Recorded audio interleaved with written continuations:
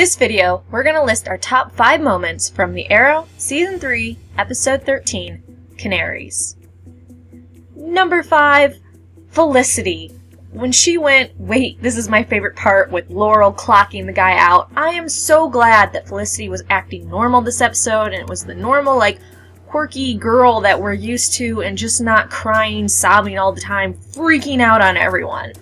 So her line right there was awesome, and just in general seeing a more relaxed Felicity that we're used to and not a sob fest. Number 4, Laurel finally deciding that she needs to stop trying to be Sarah and she's fighting for herself, and also kind of tying into that she finally was able to tell Detective Lance, her father, that Sarah is dead. And it's super emotional and sad, but it's been like this huge weight hanging over her and the whole show. And you just feel so awful for Detective Lance. So the fact that she finally told him, and then at the same time, she's learned to accept that she is not going to be Sarah, and that she needs to fight for her own reasons, just not to fill this empty void. And we really needed that progress with Laurel and with her father, so it was really cool that they finally did it. Number 3, island bonding time, I think is going to be fantastic. Oliver and Thea hanging out, having some sibling bonding time, getting into tons of danger. I really like how Thea is whining about hiking and how far they've been, just like Oliver was when he first got on the island. So it's kind of like Thea's the new Oliver on the island, which was super cute and just exciting in general, which leads to number 2, Thea's reaction to Oliver admitting that he's the Arrow. I was so worried she was going to freak out and it was going to be this whole thing, and then we had to deal with that drama, but the writers really handled it very well. It just, her saying thank you, you were saving someone's life, thank you, was so refreshing. And if I found out my brother was a superhero, I would be mega excited too.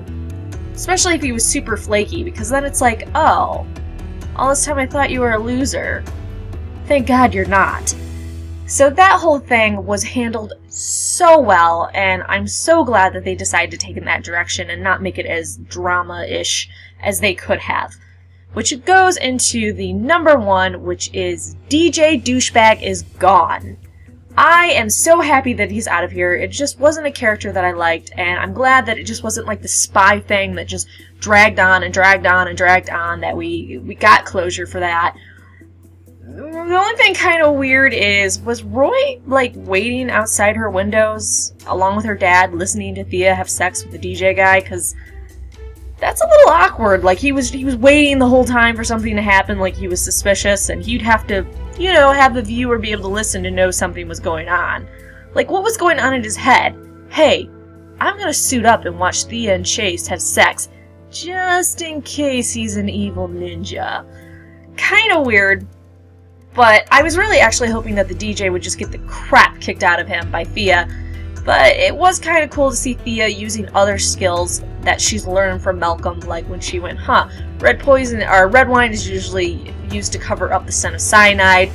And she kind of held her own for a little bit against the DJ, but he has been probably trained from a small child, so he has quite a few years on her. But seeing her other skills that she's learned was very cool, and I like that Roy wanted to beat him up, and then Malcolm's just like, nah, screw this, I'm putting arrows in you, and you are dead. So those were my top 5 moments. I also want Masayo to be my BFF, because he is totally a bro. You can write your thoughts below, make sure you like and subscribe.